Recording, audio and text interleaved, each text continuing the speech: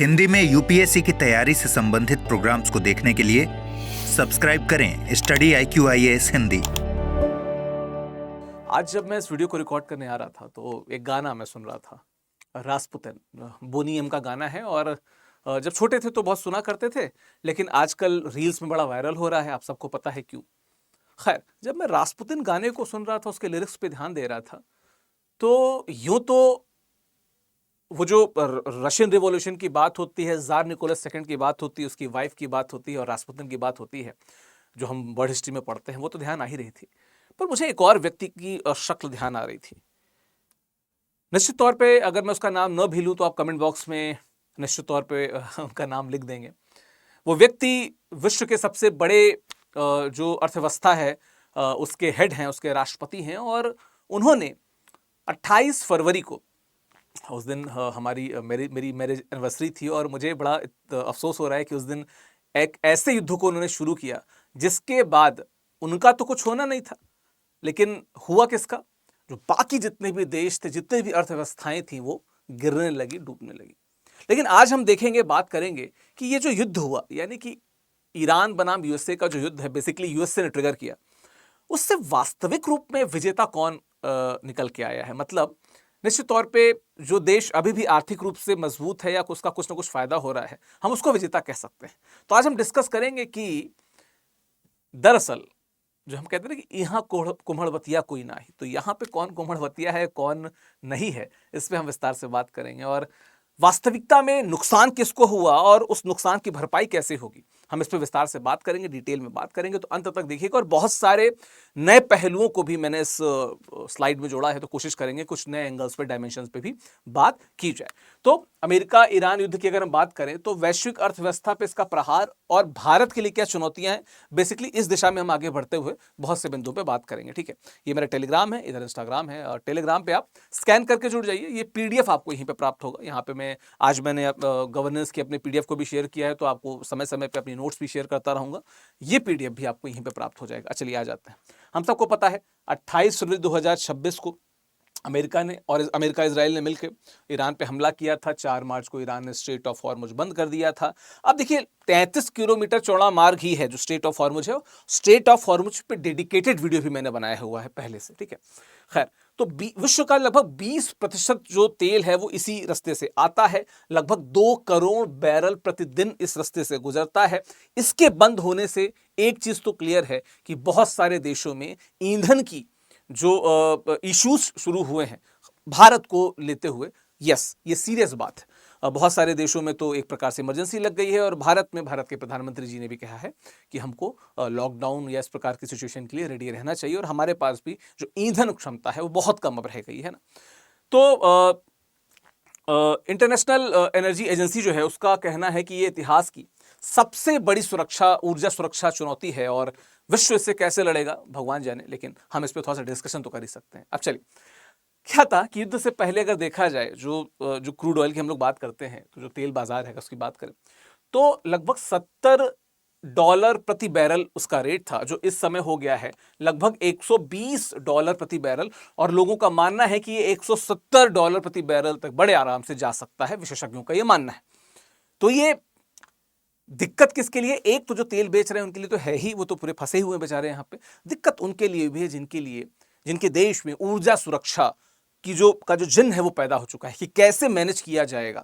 भारत में आपने तमाम वीडियोस देखे होंगे। निश्चित तौर पे सरकार बेहतर करने का प्रयास कर रही है। सरकार ने अपने साइड से एक्साइज भी कम कर दी, उसका खुद के जो रेवेन्यू है उसको कम कर रही है, लेकिन लोगों को दिक्कत ना हो इसका ध्यान रख रही है। लेकिन एट द सेम टाइम कब तक इस चीज को मैनेज किया जाएगा? कभी ना कभी तो हमें कुछ अतिरिक्त प्रयास करने पड़ेंगे, अपार्ट फ्रॉम जो सरकार अभी कर रही है। चलिए देखा जाए। अब देखिए, ये एक चार्ट है, ये चार्ट आपके लिए बड़ा इंपॉर्टेंट होना चाहिए, है क्या, कि मैंने अमेरिका, रूस, यूरोप, यूके और भारत, इन 5 की एंटिटीज की तुलना की है। आप देखेंगे तो एकमात्र जिसकी GDP में सकारात्मक बदलाव हुआ है, यानी कि बेहतरी ही हुई है, वो यूएसए है।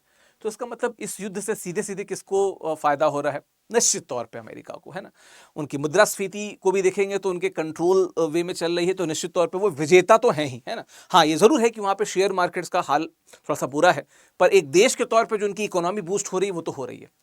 रूस भी सकारात्मक है, रूस पे भी मैंने वीडियो बनाया था कि कैसे उसको फायदा हो रहा है। यूरोप की हालत खराब है, यूके की हालत खराब है और भारत की हालत तो आप डेटा देख सकते हैं कि लगभग डबल खराब है ना।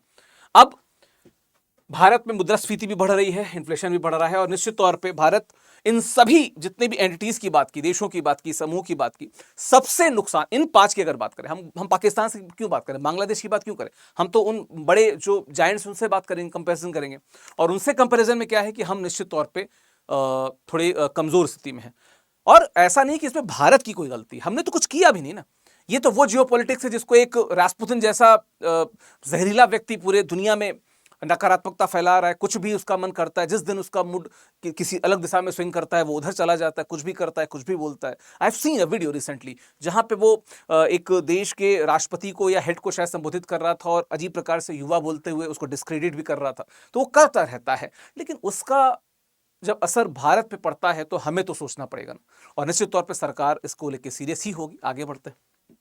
भारत के साथ दिक्कत क्या है? निश्चित तौर पे हम स्टेट ऑफ हॉर्मुज पे बहुत ज्यादा डिपेंडेंट है। 85% हमारा आयात होता है तेल, तो ये ऊर्जा सुरक्षा संकट तो है ही, है ना।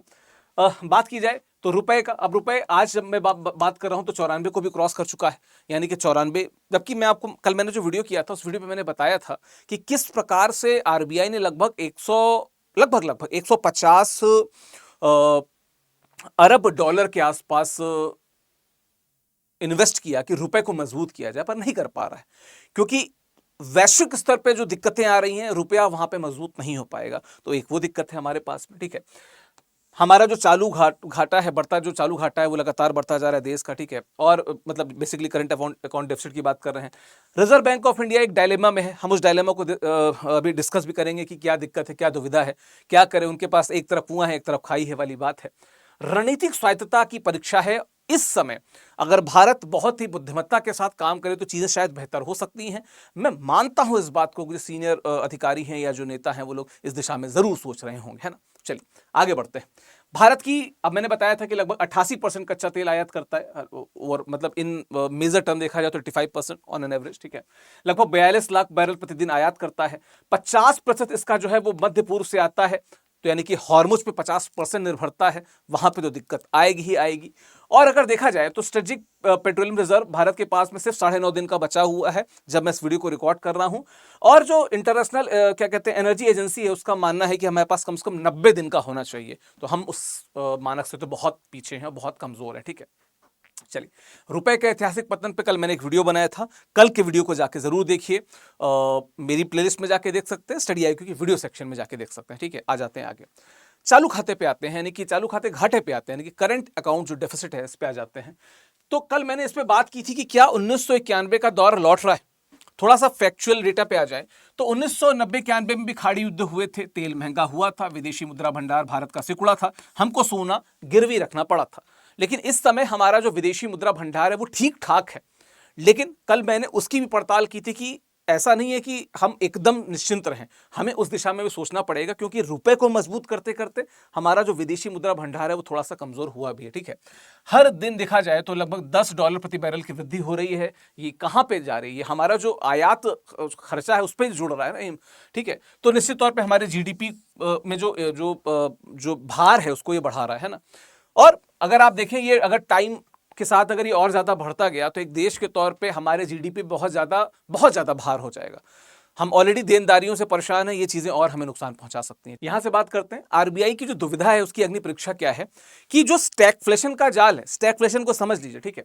क्या है कि जब आर्थिक वृद्धि बहुत धीमी रहती है, माफ कीजिएगा, जब आर्थिक वृद्धि बहुत धीमी रहती है, ठीक है, और जो बेरोजगारी है वो बढ़ती जाती है और इन्फ्लेशन हाई होता जाता है, तो उसको स्टैगफ्लेशन कहते हैं। क्या कोई मुझे कमेंट में बता पाएगा कि स्टैगफ्लेशन को जब हम विच्छेद करते हैं, संधि विच्छेद करते हैं, तो क्या निकल के आता है? कमेंट बॉक्स में बताते जाइएगा टू ऑल द जागरूक स्टूडेंट। अब दिक्कत क्या है कि यदि आरबीआई ने ब्याज दरें बढ़ाई तो होगा क्या कि महंगाई पे तो लगाम लग जाएगी, लेकिन हमारा आर्थिक विकास डाउन जाएगा। कल मैंने इस पे बात भी की थी। और अगर हमने दरें नहीं बढ़ाई तो क्या होगा? रुपया और गिरेगा, 94 पे चला गया, कल को ये 100 तक पहुंच जाएगा। और जो विदेशी निवेशक हैं वो तो भाई पैसा निकाल के भागेंगे, हमारी करेंसी का डाउनफॉल देख के वो रुकेंगे तो है नहीं यहाँ पे। अब दिक्कत क्या है कि मुद्रास्फीति अगर 5.1% तक जाने का अगर अनुमान है तो आरबीआई 50% जो बेसिस पॉइंट है उसको बढ़ाने पे अब मजबूर हो रहा है। और उनके हाथ में कुछ भी नहीं है। निश्चित तौर पे अब वैश्विक स्तर पे अगर शांति हो तो भारत ज्यादा बेहतर कर पाएगा, क्योंकि हमारे हाथ में लिमिटेड चीजें हैं। आरबीआई के हाथ में क्या चीजें हैं इसको भी मैंने यहां पर जिक्र किया। मैं फिर से आपसे कहूंगा कि कल का वीडियो एक बार जरूर देखिएगा, मैंने उस पर कुछ और एंगल्स पे जो इससे जुड़े हुए हैं उन पे मैंने बात की है, ठीक है। अच्छा, आते हैं दोहरा प्रहार क्या है रेमिटांसेस पे, कि देखो भारत में लगभग 33% जो रेमिटांसेस आते हैं वो आप देखेंगे तो खाड़ी देशों से आते हैं, ठीक है। अब यहां से आने वाले जो रेमिटांसेस इस समय तो रुके हुए हैं, इनफैक्ट वहां के जो लोग हैं जो रेमिटांसेस भेजते हैं वो ऑलरेडी दिक्कत में है ना। तो ये एक भारत पे दिक्कत आ रही है। और क्या है कि जो हमारा राजकोषीय घाटा है, यानी कि जो फिस्कल डेफिसिट है वो लगातार बढ़ता जाता है। इसका परिणाम क्या है कि उपभोक्ताओं को तो राहत दिख रही है, लेकिन क्या है, राजकोषीय घाटे की जो वृद्धि है वो कहीं ना कहीं भारत को एक इकोनॉमी के तौर पे कमजोर कर रही है, ठीक है। तो इस प्रकार की चीजों पे सरकार ध्यान दे रही होगी, मुझे ऐसा लगता है। चलिए चाबहार की बात कर लें तो जब हम आईएनएसटीसी की बात करते हैं, यानी कि जब हम international north south transport corridor की बात करते हैं, तो भारत जब चाबहार से हटा, आपको पता है कि ग्वादर के रिस्पॉन्स में भारत चाबहार में चीजें डेवलप कर रहा था। आईएनएसटीसी के द्वारा फिर वो अफगानिस्तान और बाकी जगहों पर भी थोड़ा सा इंटर करने की कोशिश कर रहा था, और अफगानिस्तान से रिश्ते को मजबूत करते हुए वो और भी अन्य देशों की तरफ वो जाने का प्रयास कर रहा था। यहां पे दिक्कत क्या हुई कि भारत को वहां से बैक लेना पड़ा, क्योंकि सारी दिक्कतें, सारे इश्यूज तो चाबहार यानी कि ईरान में ही हो रहे हैं, तो भारत को तो बचना पड़ेगा। अब क्या है कि मध्य एशिया और अफगानिस्तान जो पहुंच है भारत की वो बाधित हुई है। चाबहार में जो हमने इन्वेस्टमेंट किया था वो अब एक प्रकार से अब जीरो ही मान लीजिए उसको, है ना। अब इससे कहीं ना कहीं भारत को स्ट्रेटेजिक ऑटोनॉमी की दिशा में देखना होगा। जिस प्रकार से हमारे इन्वेस्टमेंट को इस प्रकार से डिस्ट्रॉय कर दिया जा रहा है, जो हमारा एक फ्यूचर इन्वेस्टमेंट था वो एकदम से अब निराशा की तरफ आगे बढ़ गया है, तो भारत को फ्यूचर में देखना होगा कि कैसे हम इसे और बेहतर कर सकते हैं, ठीक है। और देखा जाए आर्थिक प्रहार की बात की जाए तो मैंने बताया कि इस पे पंकज सर ने बहुत अच्छा वीडियो भी किया हुआ था कि हम 35% यूरिया खाड़ी देशों से लेते हैं और लगभग 64% अमोनिया। तो अब इसका असर कृषि पे भी पड़ रहा है। उर्वरकों की कीमतें दोगुनी हो गई हैं, कृषि लागत में बहुत ज्यादा वृद्धि हो गई है, और खाद्य मुद्रास्फीति यानी कि फूड इन्फ्लेशन बहुत ज्यादा बढ़ गया है। किसानों की भी दिक्कत है और खरीदारों की भी दिक्कत बढ़ती जा रही है। और वैश्विक शेयर बाजार 5.5% गिरा है, अमेरिका में भी गिरा है, भारत में तो मत ही पूछिए, हर जगह लाल है लाल है ना। तो अभी नवरात्र चल रही थी तो गाना आ रहा था कि लाल है भवानी माँ का शेर पीला पीला है, और मुझे तो पूरा शेयर मार्केट लाल ही लाल दिख रहा था उस समय, है ना। चलिए आ जाते हैं आगे की राह है। भारत को अपना जो स्ट्रेटेजिक दायरा है उसको बेहतर करना होगा, रणनीतिक तेल भंडार जो है उस पर काम करना होगा, ठीक है। अपने जो ऊर्जा संक्रमण है, एनर्जी ट्रांजिशन जो है उस पर काम करना होगा, कल भी मैंने इसकी बात की थी। आयात विधिकरण में बार बार कह रहा हूं कि एक ही जगह पे ज्यादा निर्भरता आपको नुकसान में डाल सकती है, आपको इस दिशा में काम करना होगा। और भारत को प्रतिबंधों से बचने के लिए डॉलर रहित व्यापार तंत्र का इस्तेमाल करना होगा। चाइना डी डॉलराइजेशन पे काम कर रहा है, आप डी डॉलराइजेशन पे काम मत कीजिए, लेकिन रुपए को उठाने पे एक सकारात्मक तरीके से प्रयास कीजिए। अपने फॉरेक्स को इन्वेस्ट करके रुपए को बढ़ाने के चक्कर में आप मत पड़िए, क्योंकि फॉरेक्स भी जा रहा है, रुपए भी उठ नहीं रहा है, इस पे काम करना पड़ेगा देश को, ठीक है।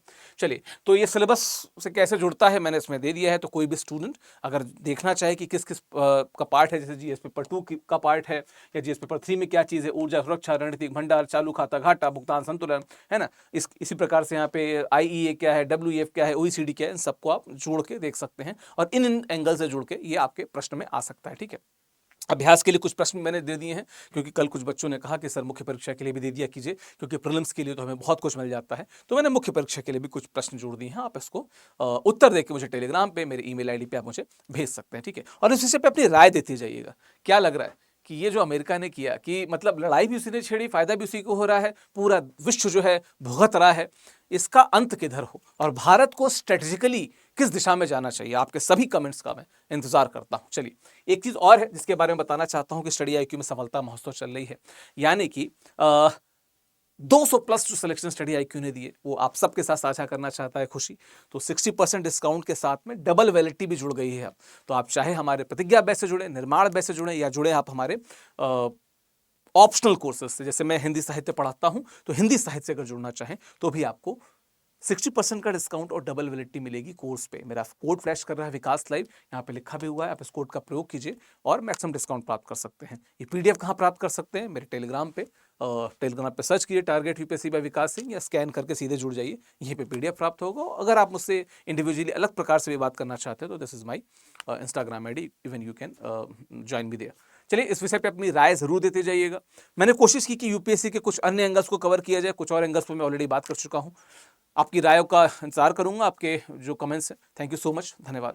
हिंदी में यूपीएससी की तैयारी से संबंधित प्रोग्राम्स को देखने के लिए सब्सक्राइब करें स्टडी IQ IAS हिंदी।